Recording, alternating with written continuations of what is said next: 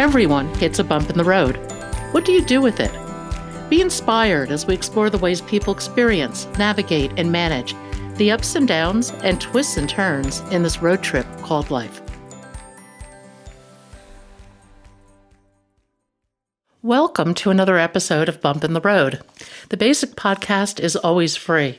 We also have a premium subscription called Bump 2 that lets you listen in on extended behind-the-scenes conversations with our guests. Check it out at www.bumpintheroad.us. Nancy Rynes has spent over 2 decades as a skeptical scientist, science writer, and corporate trainer. Spiritually, she identified as an atheist. In a terrible road accident, Nancy's bicycle was run over by a driver in an SUV. She was caught on the undercarriage of the vehicle and dragged. Needless to say, she was badly hurt. She was taken to the hospital and into the OR. During surgery, she died and had a near-death experience that shook up her view of the world. It forced her to reassess her life, her direction, and her values.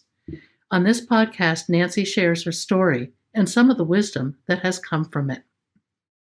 Nancy, welcome to Bump in the Road. If you would, tell our listeners your story. All right. Thank you so much for having me on today.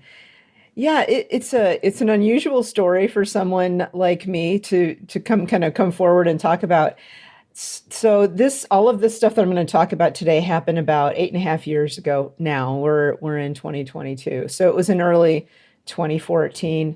Prior to that time, I'd spent most of my adult life in the sciences. I was a geologist, still am, but that was my profession. I was a geologist. I was also an archaeologist. I did a lot of archaeological digs and art and all kinds of stuff like that. So I was really well into the physical sciences for most of my adult life. And when I reached my mid-40s, which a lot of people go through that, we call it midlife crisis. For me, really wasn't a crisis. It was more like, I don't know what I'm going to do with myself. Like it felt something was feeling off in my life. Like I needed maybe a little bit more zing or depth. There was just something not working right. Again, up until that time, I was an atheist too. I was not a believer in anything spiritual.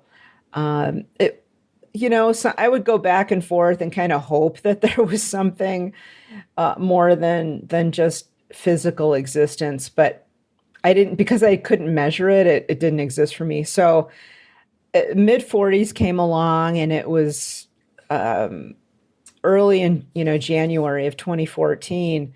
And I was living in the Boulder, Colorado area. And winters there are actually pretty nice. Most people don't know that, but we often had pretty warm days in January. And so this January day, I went out for a bike ride, and normal stuff around town. I would, run errands on my bike. It's pretty typical for people there to do that. And about a half a mile from my house, I entered a traffic circle and ended up getting hit broadside by a woman who was driving an SUV, but she was completely distracted. She was on her cell phone. She wasn't paying attention and just literally ran into the side of me without even seeing me there. The whole story is a lot longer, and I don't really want to get into all the individual details here, but suffice it to say, it was a really bad accident. She didn't see me when she hit me. She didn't hear the thud. How she didn't hear it, I don't know. But I ended up being dragged under her vehicle for quite a ways. So here, I got hit, and then I'm being dragged underneath and sustaining tons of injuries during this time. And so I was in the middle of that accident. Some really interesting things happened during the accident itself.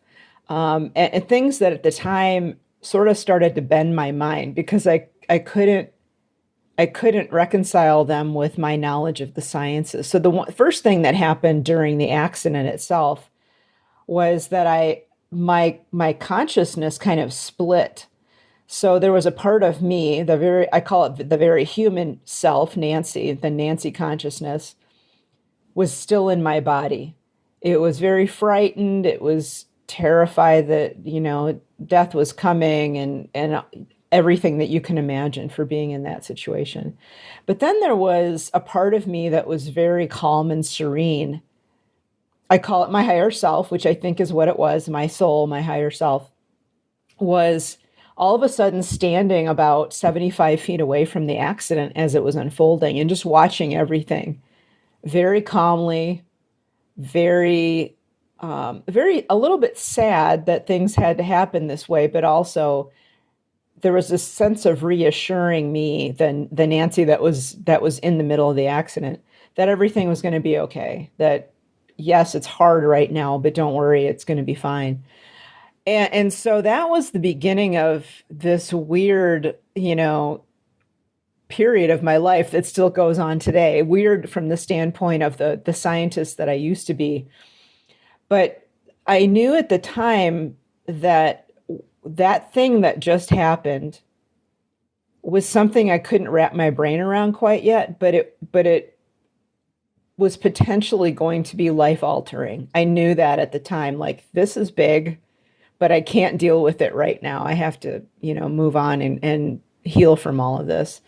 So in time, I was brought to the hospital, and I ended up being diagnosed with, like, I don't know, they found over 100 different bone fractures in me. It was a lot.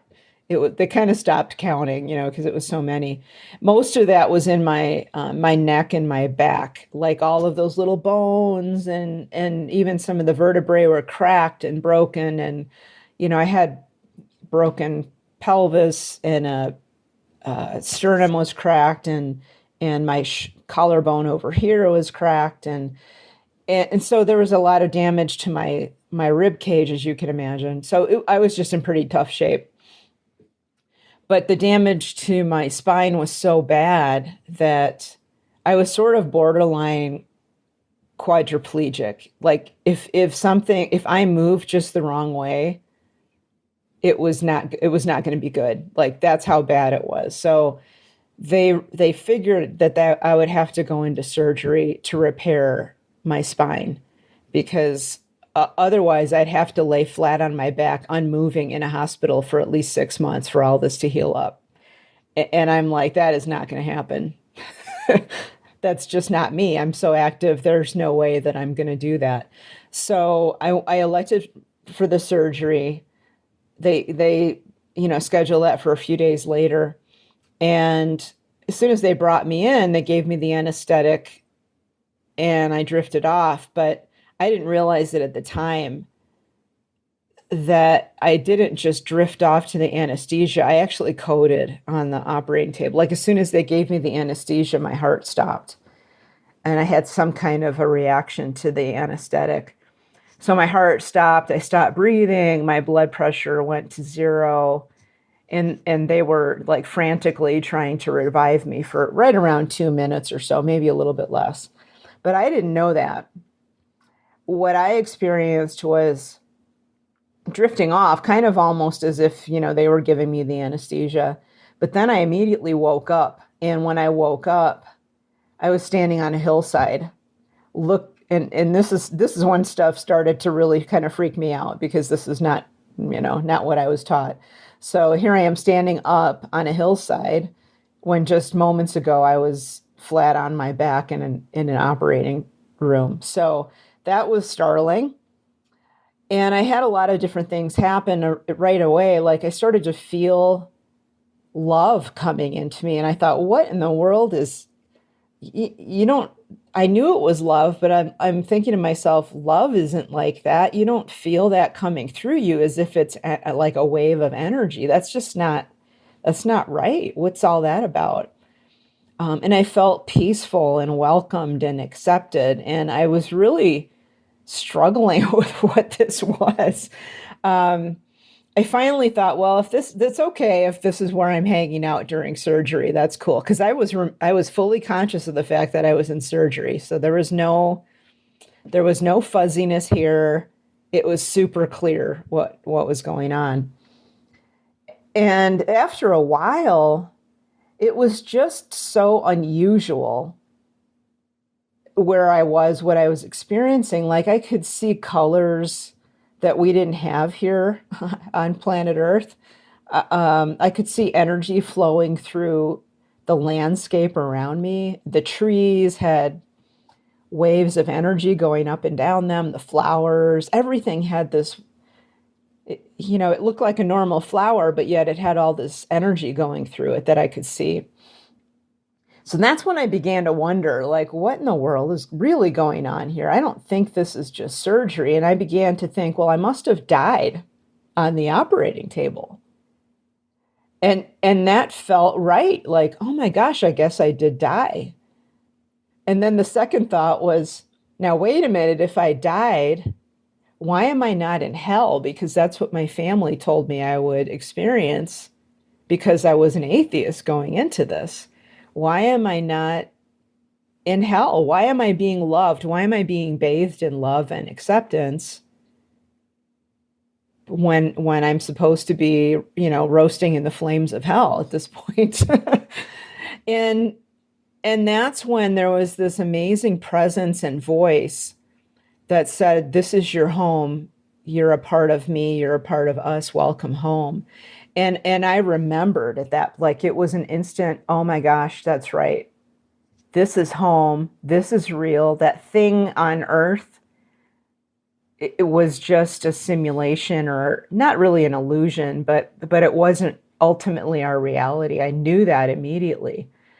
And then I sort of relaxed, like, oh, thank gosh, I'm home.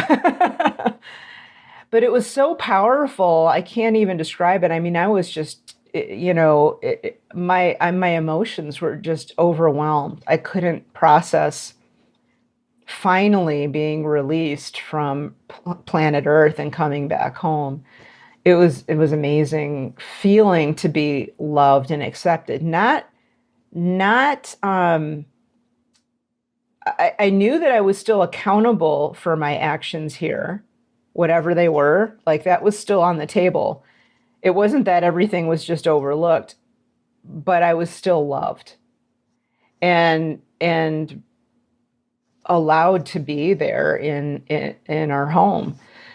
So then within a few minutes, a woman, like a spirit figure or spiritual figure, walked up, and she looked like a woman. And she came in and told me that she was going to be my teacher and my guide to help me learn what I needed to learn in order to come back and make my life here worthwhile. Like I was supposed to come back here, clean my stuff up, and live a better life. That was the whole purpose of this incident, this experience for me, was to get myself back on track, to clean up my life and live a good life. Because I was sort of not completely off the rails, but I was not on track to where I was supposed to be spiritually. I wasn't supposed to be an atheist by this point in my life, apparently. So anyway, we watch around, and she taught me tons of stuff.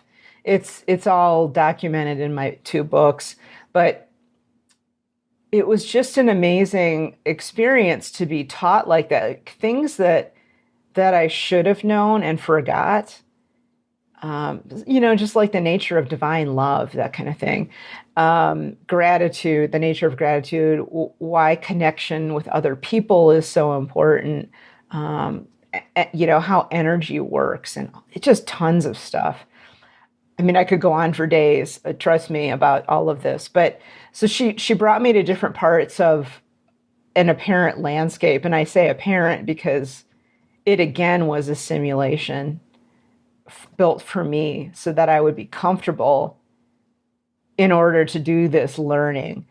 And one of, I had a life review. I got to see and experience a visual representation of my path through life and what that looked like, and how I should be, kind of reworking it to get back on track. So a lot of stuff was packed into just this little amount of time.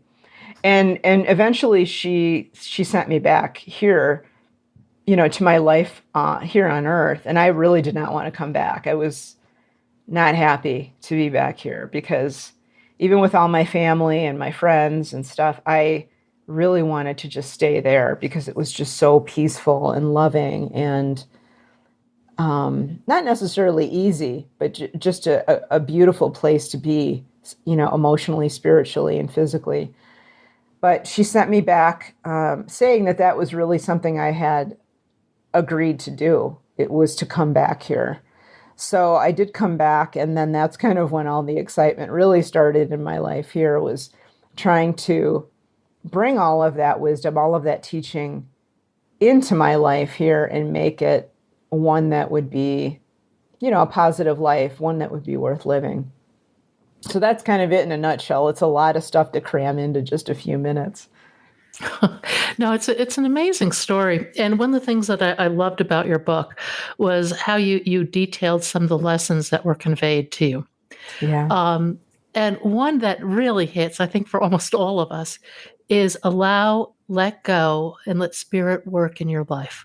Yeah. Because I think that in this kind of linear hierarchical world that we find ourselves in, we want to control everything. Yeah. And control truly is an illusion. I have no doubt about that. And yet, as humans, we want to control things. How do you manage that?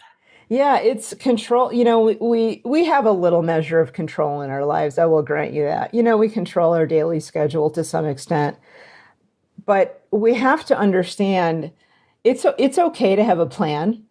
And I have plans. I still do. Back before all of this happened, I was super type A, like, planning out everything. And I was super control freak, not with other people, but just with myself, really, and the way that I wanted my life to go, even though my life wasn't really following that plan that I had. But still, we do have a measure of being able to plan out a little bit of stuff in our lives. And it's actually not a bad idea to kind of have a general plan of what you want to do, especially kind of on a day-to-day basis. That's just, if we have to work or we have a business or something, we do have things that we have to attend to. We have schedules to meet and that kind of thing. But also the hard part for a lot of us is allowing room in there, allowing room for that schedule, that plan to be shifted a little bit if it's supposed to be shifted. And that's when all the good stuff comes in. If we can allow that little bit of space in our plan or our lives or whatever, in our thought processes and our beliefs, for spirit to work, for God, the divine, whatever, to work in our lives, stuff can be a lot better than we expect. Because usually what happens is that our idea, our plan for ourselves is pretty small. We're really only thinking on a personal level, maybe a neighborhood level or a city level. Like, we don't have these grand. Most of us don't anyway. I'll put Steve Jobs in another category, but most of us have these pretty narrow, immediate plans for ourselves, which is typical. That's just how we think. But our higher self or spirit may have bigger plans for us than we can actually envision for ourselves. So what I like to do is sort of have a general guideline now of where I'm going, but just in general. And I try not to get too specific with steps along the way, especially very far out. I may have, I have clients that I see, so I do have to have them scheduled, but I don't know every step along the way. And I've gotten to the point now where I'm okay with that. And that's where we need to be, is have this. It's okay to have these visions, and I call them visions now. I don't call them goals, but have these visions for what you want your life to be like. Not necessarily specific things that you want to accomplish, but just in general, what do you want your life to feel like? How do you want other people to view you? What kinds of things would you like to leave as a legacy when you're gone? And have that as kind of a general target, just a general vision for yourself. And try to, maybe plan out a little bit of getting there step by step. And I like to evaluate steps along the way. Like, does this feel right? Like, does this does doing this particular podcast, does it feel right for me in where I want to go with what I'm teaching here? Or does that feel off target? And I'm to the point now where I can feel my way through these. Like if something doesn't, it's like is it gelling correctly with my soul? Does it feel like it's in alignment with my soul where it wants to go or not? And that's how I gauge my way as a kind of navigate my way through life now is, what does that intuition tell me about this particular decision? Is this the right decision? Does this feel right to do it? Or does this feel like it's off track? And that's usually for a lot of people. Now, I know some people are going to have a hard time with that, and I get it. But if you can, allow for a little bit of that in your planning, in your goals, in your visions for yourself. That's where a lot of the really fun stuff comes in. Things you could not have planned. Like for myself, honestly, I couldn't have even envisioned writing a book when all of this first started. But that when that instinct popped into my head to write a book, like 3 months after my accident, it felt right. And it felt like, oh my gosh, I really want to do this and I need to do it. So I did it. And it just flowed out me. If I had resisted that, it would have just felt wrong. Like I would have felt like I was not living on my path or on my purpose. So that's kind of an example of what I'm talking about. Like, does that really feel right? Does it feel like am I getting a positive zing out of it? Is there good energy around it? Or is that draining me? So that's really how I make a lot of my decisions now. And that, honestly, spirit, God, the universe is a lot smarter than I am. And it thinks a lot bigger than I do. So I'm very open to letting it talk to me as much as it can. Yeah, that brings up so many interesting points. I think one, in making a transition like that, where you start to trust your gut, you move from a more linear. I'll speak for myself. Mm-hmm. You have to move from a more linear way of thinking and learn essentially a new vocabulary and a new way of viewing the world. And it is not at all linear. It's complex. It's fascinating. It's full of possibility. But you have to be willing to make that transition. And it's not an easy transition because it goes against everything you've been programmed to do in school and society, just everything. Yeah. Yeah, it's a different way of living, really. And, at first, because I was just testing that out, testing out my intuition, I always tested it back against my analytic brain to make sure that my intuition is telling me to do this, but does this make sense from an analytical perspective? And especially at first, I would analyze the pros and cons because that's kind of the person I was. So I would say, like, what could happen as a result of me taking this path that I didn't see originally writing this book? What's the outside positive and negative that I could experience?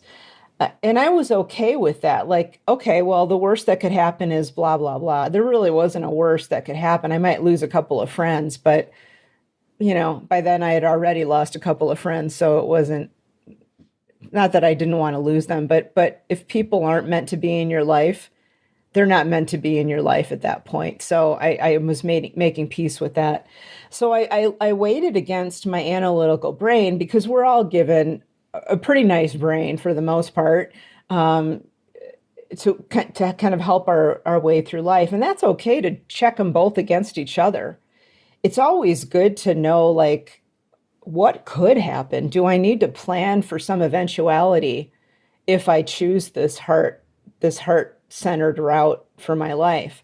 So it's not a bad thing to do that, but I don't let that analytical brain run the show anymore. It's there as my backup. It's there as my almost like a good friend that I would run something past to make sure it's okay.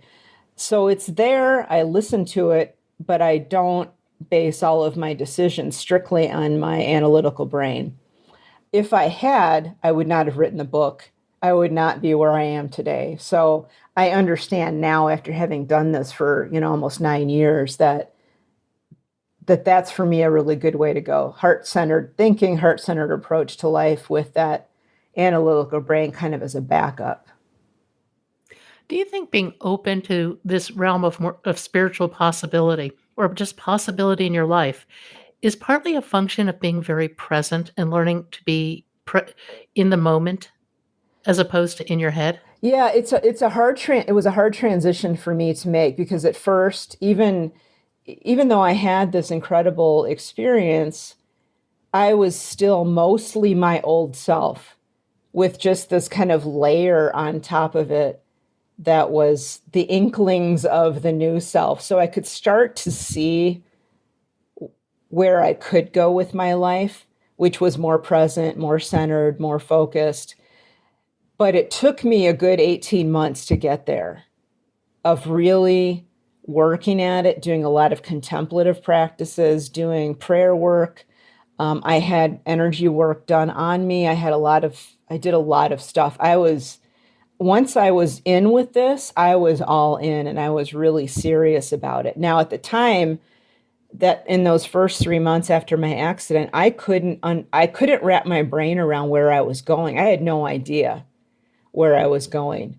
I had no idea that the road I was on spiritually was leading me to more centered presence, I call it present moment awareness, more being centered and present in the now, and less worried about the future and less in regret about the past. Eckhart Tolle describes it very well in his books about being in the now. I could not wrap my brain around that at the time. I just knew that I needed to be on this spiritual path, and I didn't know where it was going. But once I finally, there was like almost a night and day when I made that shift over into living more in the present. It was, not only was it an eye opener, it was a life expander. I didn't have a clue beforehand what this felt like. All of a sudden, I was like really focused. I was centered. I was present. And a lot of those negative, or what we might consider negative emotions like anxiety, fear, regret, they sort of dissipated. Now, I do have them come up occasionally, but I know how to get back into this more centered, present state of awareness. The beautiful thing about living in this state is that you can make these heart-centered decisions more easily. The pathway becomes a lot clearer, and there's less emotional attachment, or less attachment to things having to be a certain way. There's a lot more flexibility. There's less judgment. Like if I make a mistake, it's no big deal. I make a mistake. Whereas in the past, I'd be all on my own case about making a mistake and judging myself at how terrible a person I was for making a mistake. So there's a big shift across the board when you start to really live this way. But it can take some work for people to really get there. And it's usually, the work involves some kind of combination of meditation, prayer, mindfulness, contemplation, that kind of thing. One of the things that you write about is that your most powerful tool is your power of choice. And that goes to what you're saying now very strongly, in that at every moment, with everything that happens, we do have choice. What do you choose? Yeah. Yeah, we do. And I don't think most people don't understand that from a moment to moment basis. And it's hard you can't live your life necessarily making decisions moment to moment. It's really hard. But when you're first becoming aware of your choices and the power of your choices, you kind of have to go there. And then it sort of becomes autopilot. And what I'm talking about are things it's seemingly simple, like, how are you going to interact with your kids or your spouse? How are you going to interact with the coworker or the guy at the gas station when you fuel up in the morning? How are you going to interact with your own life? Are you going to tell yourself the truth? Are you going to be willing to listen to your own truth, or are you going to continue to bury that beneath layers and layers of shoulds and other people's thoughts about where you should be in life? Everything really is a choice. And the more that you live from this present state, the easier those choices become to be aligned with that heart-centered, your intuition, your soul's plan. See, the soul doesn't like all these rigid plans. The soul's pretty flexible. The soul is also very focused on the present moment. And the more that we can cultivate that soul, our soul living our lives for us rather than that human ego self, which has its place. But for me, the place of the human ego is off to the side, not making all my decisions for me. The more that we can allow our soul to be present and at the forefront of our lives, I think the happier we're going to be. I know I have been. Even though my life may not be what everybody would want, we all have different lives. We all have different decisions.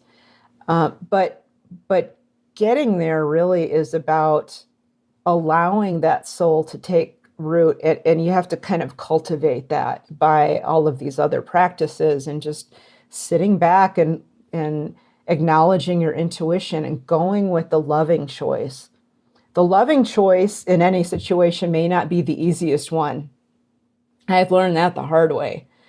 On the surface, it may not be easy, but it's going to be the best one if it's heart-centered, if it's about love, if it's about the best and highest good for everyone involved. So that's what I keep in mind whenever I have a decision to make. What's the best and highest good for everyone in this situation? Now, if you look at the role of love in decision making and in living your best life, that leads you then to gratitude. Mm-hmm. They're linked. Absolutely. And I think gratitude is one of the most powerful things we can cultivate. Yeah. I mean, it's life-changing. It can change your entire perspective on everything. And you write about gratitude in your book. Yeah, it's up until that point in my life, I hadn't really thought much about gratitude. The only thing I could say is back then, the only gratitude I really remember was when my parents were Catholic. And when we used to sit down to dinner, we would say, my dad would always say this gratitude prayer. It was the same one every day. It was probably what every other Catholic is saying over their dinner. And there wasn't a lot of presence or emotion in it. It was just like this thing we would say. There wasn't any real gratitude to it. When I had this experience and had my eyes opened to gratitude, well, first of all, learning that gratitude, when it's real, not when it's just by rote, but when it's really truly felt, it's another form of love. And you just think about that for a moment. When you're choosing gratitude, when you're choosing to be truly grateful for whatever it is, it could just be being able to get up and walk around in the morning, not being paralyzed. That is another form of love. And that love is energy. And that's one of the most powerful things I was taught was this love isn't just an fleeting emotion we feel. It is energy. And it contributes to the energy around us and the energy of the universe. So when we choose to feel gratitude for someone or something, we are contributing to that positive flow of love. The other thing that it does is the more of that gratitude that we're genuinely feeling, that's kind of like we're sending out a little message to the universe, like, I like this. I want more of this. This is good. There's this positive feedback. Another thing that it does is then it also, especially if you express your gratitude verbally to someone else, it strengthens our connections to other people, especially when that gratitude is genuine. not when it's forced or faked, but when it's really genuine. It again, it's love. People can feel the genuineness of your gratitude, and it really strengthens those bonds, even if it's with a complete stranger. It doesn't have to be with someone you know. But when you're truly grateful and express it, it really it kind of reinforces those positive bonds that we have with other people. No, and staying on the positive side, I think makes a difference. You write that the key is not allowing ourselves to fall into the trap of becoming that which we stand against.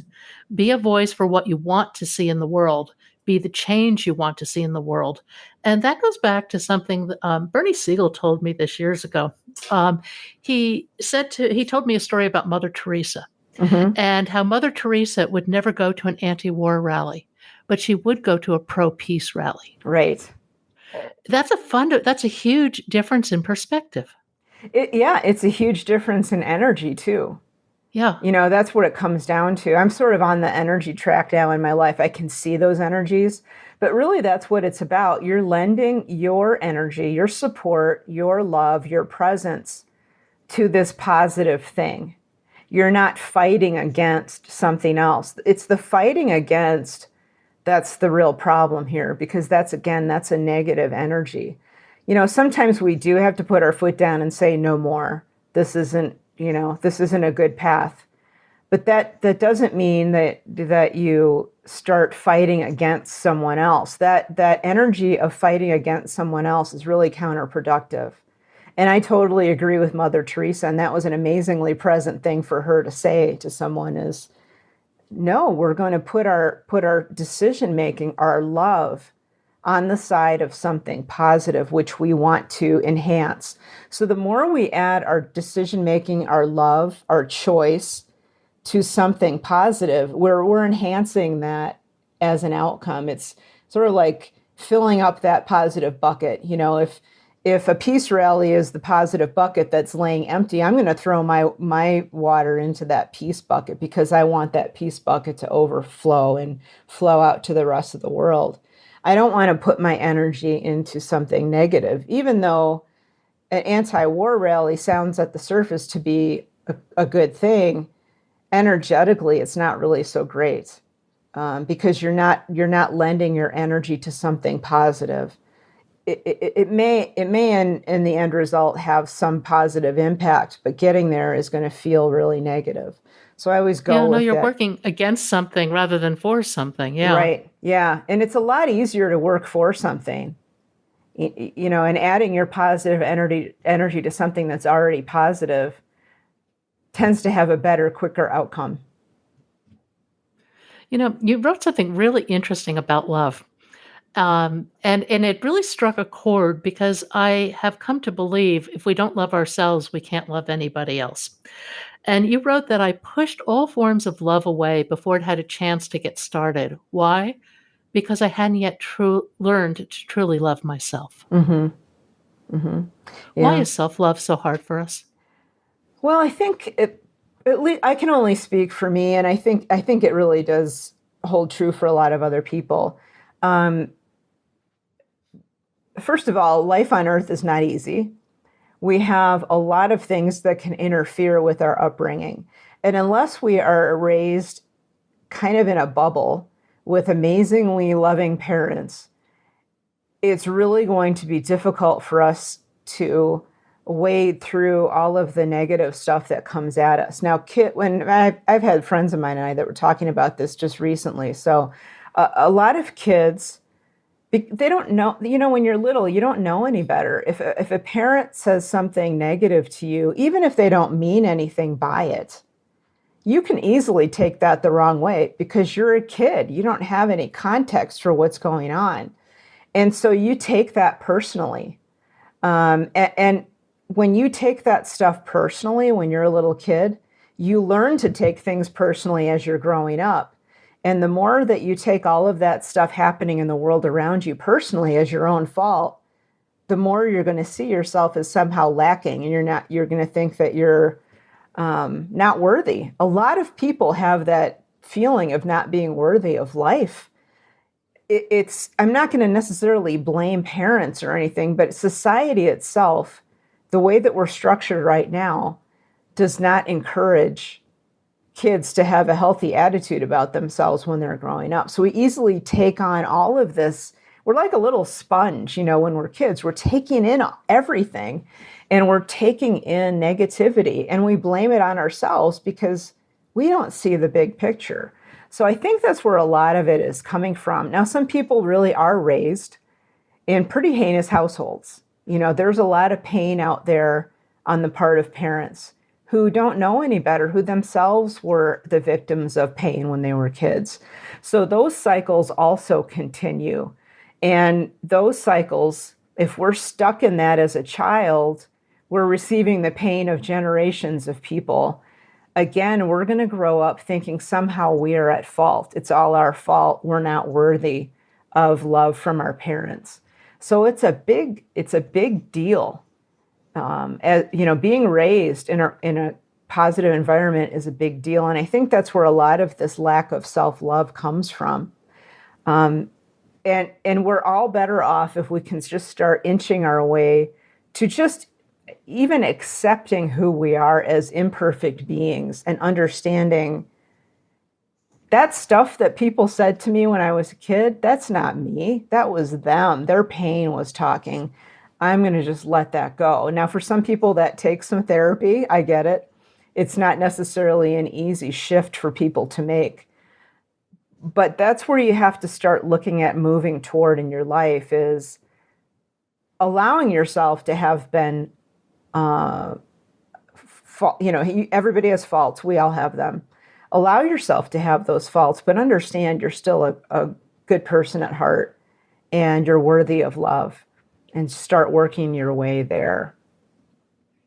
Now that brings up the notion of, what kind of a fear-based life versus a faith-based life. Yeah. Yeah. And so often I think that it's too easy to be ruled by fear. Mm-hmm. And you have to break through that, but it's not necessarily easy. No, that's where the ego, our human self has to deal with that. That's what its job is. Its job is to keep us safe. And it does almost too good of a job because it sees danger everywhere. So the more that you can put that to the side, and it takes practice. It takes doing it again and again and again and following that intuition to go there. Now, some people have a harder time with this than others. I've seen, people who are victims of pretty extreme abuse when they're children that really need a lot of additional help to get through their fears. Understandably, when you're raised in that type of environment, or even in an environment that's at war, like if your country is at war, and you're raised in that, you're going to be fearful that post-traumatic stress is going to rule your life. That may take some additional help, but it does take conscious effort to let go of that fear. It's not that, for myself, I acknowledge certain times when I'm afraid. It's not like I have completely rid myself of fear. That isn't the case. But it doesn't rule my decision making for me. I always, very intentionally, I'm present enough with my decision making now that I allow that love-based decision to rule the day. I listen to the fear and I say, hey, I see you, but I'm not going there. And my conscious effort is going to be positive and loving. What are some of the tools you've found for greater consciousness? I'll say for me, one of the most profound things I have found in trying to pursue that path is meditation. Mm-hmm. It has been game-changing for me. Yeah, and everybody reacts differently to different forms of meditation. So I always encourage people to try different forms because some don't work for people. There are some types of Zen meditation that do not work for me. I don't get anything out of it. I do better with the ancient Hindu practices and the ancient Christian practices of a mantra-based meditation. So you're kind of speaking a mantra. That works better for me. I'm able to more strongly focus and let the world kind of fall away if I'm repeating a mantra to myself. And I choose my own. I choose love-based mantras. I want to understand what I'm saying. So I always use something that's love-based and that will raise me up that I can focus on. Some people also like to do, I like this as well, which is a walking meditation where you Hmm. go out in nature somewhere and you have kind of just an intention like, for this walk, I'm going to focus on my sense of smell. And I just walk out in nature and I look around, yes, but I'm also focused really more on what's coming in as an aroma, good or bad, whatever it is. I'm just focusing on that. So that's another way that people can focus, but really to find those find those different mindfulness activities that work for you. One of the easiest for me is if I'm either cooking or washing the dishes or something, I take that as a time to be fully present on what I'm doing. It's like a meditation for me. And I get like hyper focused on washing the dishes or cooking. And it is my focus. It is my mantra. When I paint, I do oil paintings. That for me, when I'm at the easel, huge meditation practice for me. Even though most people might not think that, when I'm there, I am like right on it. I am there. It is my form of meditation.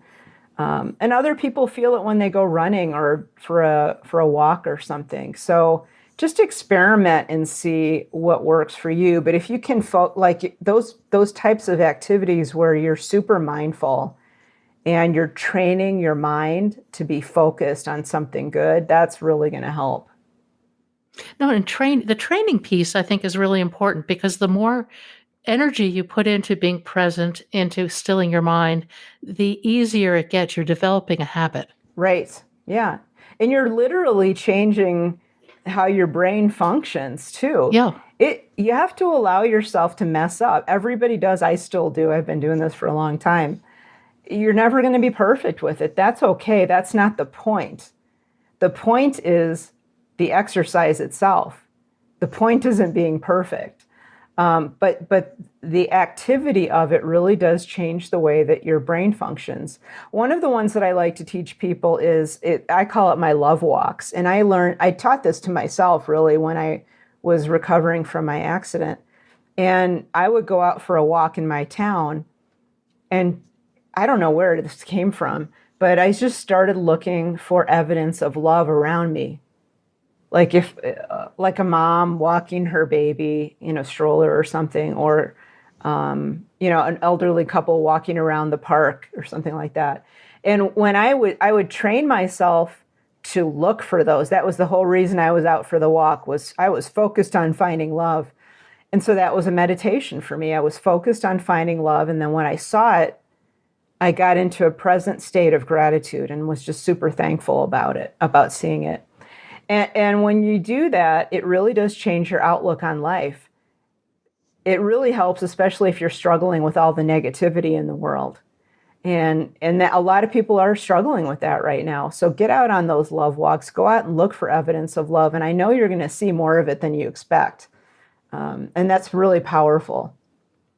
Yeah, I think we have a choice in terms of how we see things through love, through gratitude. Name your theme. And Right. if you can take that theme and, as you say, go for a walk and just use that theme, it's really incredible what's around you. Yeah. And if you contrast that with this fear-based path you may have laid out, which isn't true or real at all, you start to see the gap and you start to realize, man, I want to be on the positive side of that equation. Yeah, exactly. Yeah. And when you see how it affects other people too, if you've got a heart at all, when you start to live that way and you put that energy out there, you'll see how it affects other people. And then you're going to want to do it more because other people feel it, even though they may not sense it, or know what's going on. You're just adding to that positive vibe in the world, if you want to call it that. Did you ever read Gary Zukav's The Seat of the Soul? Yeah, I did. Yeah, I read that years ago. I've reread it since. It really struck me because he talks about energy, how he sees the world in terms of energy and energy flows. And when you start looking at that, I believe it's very true. Yeah. Yeah, that's all it is. Yeah. This world, that's all it is. We think we're sitting at a chair, on a chair at a desk, in a home with a tile floor. And it sort of looks like that. It's pretty convincing, but that's not what it is. It's just energy in a more solidified form. That's really all it is. So the more you train yourself, at least for me, I can see that stuff now too. I sense it even more than I see it. I can walk into a room without even like just have my eyes closed and feel where the energy is going and what's flowing and who's there. And I mean, I can even feel energies from people that I know on the other side of the country. So once you start walking kind of in that energetic world, the easier that stuff is going to be to sense for you. But it's true. I mean, that's all we have. It's just energy. You've been through just some incredible changes in your life. I mean, some real pivot points. Yeah. If you could rewrite your story, would you? And if so, how? The only, I thought about that. The only thing I kind of toyed with when I was kind of going down that road, like what would have happened had I gone onto a spiritual path 20 years before or 10 years before? What would that have looked like? That's the only thing I would think of is maybe I would have walked the path a little bit earlier. But at the same time, I think my guess is that I'd be at the same place at the same time. Like, I think if I would have just voluntarily shifted over onto a more spiritual path, it would have taken me longer to get to where I am. I think it would have ended up at the same point anyway, at the same time. I think because of what I went through, though, with the NDE, I learned a lot more than I could have learned on any other path. So I think at this point, I'd say, no, I probably wouldn't change it, as horrible as that might sound to people. I learned so much from all of this, not only about myself, but about other people and about reality, like the nature of reality that I would not have probably been able to get at on any other path.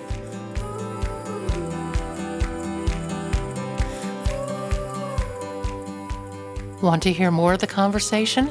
Sign up at bumpintheroad.us as a Bump 2 subscriber. Buy us a cup of coffee. You can give it a go for free. Just use the code FREEMONTH. And thank you for listening today.